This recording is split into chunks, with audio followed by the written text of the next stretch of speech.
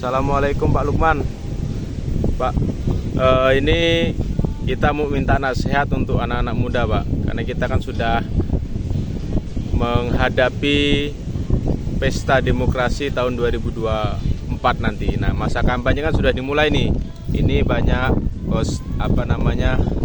isu sana sini yang baik dan yang buruk. Nah, pesan untuk terutama anak-anak muda nih, Pak, bagaimana menilai dan menentukan pilihan pada saat 14 Februari 2024 nanti, Pak.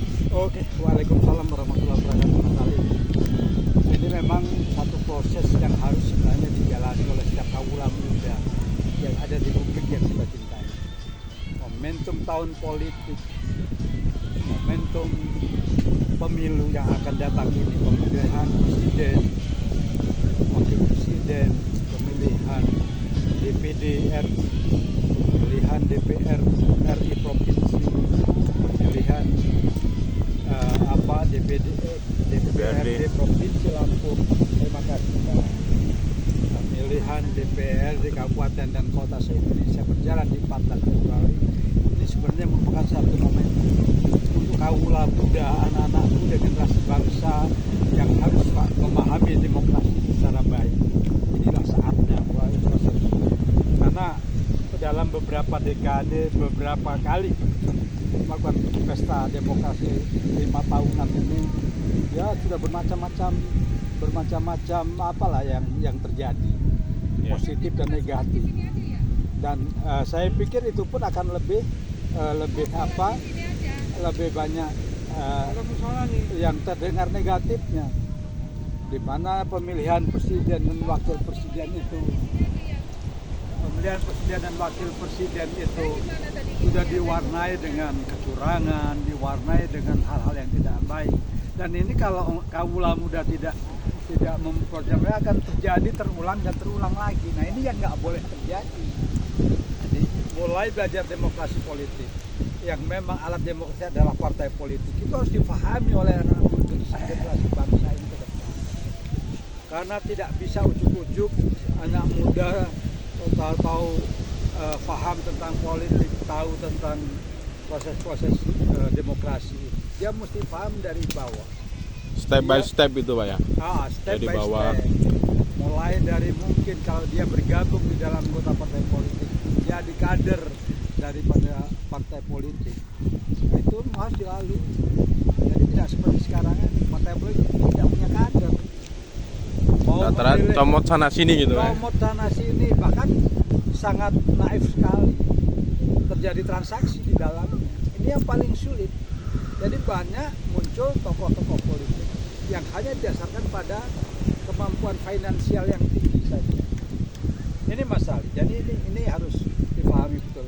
Nah, mulai bagaimana anak muda tahu tentang partai politik, mau menjadi kader partai politik, karena ke depan ya syarat demokrasi mulai dari zaman dulu di Indonesia seperti itu. Jadi mau menjadi kader yang baik, kader yang militan, kader yang memang sesuai dengan proses bagaimana menjadi seorang kader partai politik.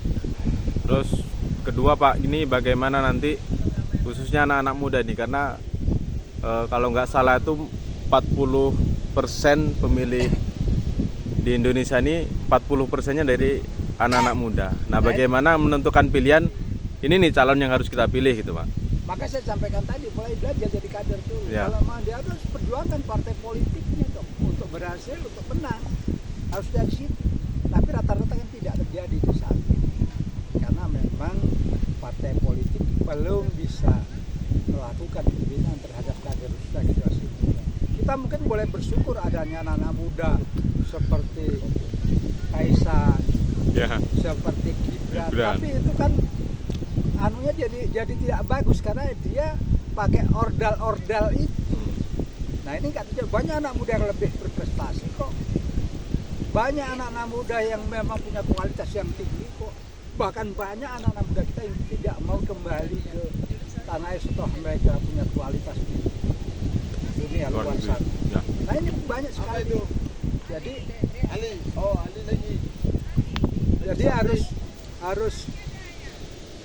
harus betul dimulai. Jadi harus betul melalui proses yang panjang. Nah, pada saat memilih menentukan besok ini harus objektif. Bagaimana memilih orang-orang yang betul punya kualitas, punya ketokohan, punya karisma untuk menjadi seorang pemimpin dalam proses demokrasi itu. Jadi rasanya satu proses yang sangat panjang. Jadi jangan seperti yang terjadi, politik transaksi yang ada, politik jual beli yang ada, money politik yang ada. Dia tidak berharap seperti itu. Tapi nggak tahu kapan hal seperti itu akan terjadi. Tapi saya yakin kalau ini dimulai dengan secara positif dilakukan para kaula muda, anak-anak muda yang ada di Republik yang kita cintai, mudah-mudahan semua itu akan bisa kita lewati. Dan insya Allah pemilu kita 14 Februari 2024 ini akan bisa berjalan dengan baik dan memunculkan 40% lebih kaula muda sekarang menjadi pemilih di dalam pemilu. Tapi mudah-mudahan kita berharap bahwa kaula muda kita objektif dikedepankan, bukan yang lain-lain. Objektivitas terhadap betul-betul menunjuk siapa yang menjadi pemimpin kita. Jadi presiden dan wakil presiden, menjadi ketua, menjadi legislatif, anggota legislatif.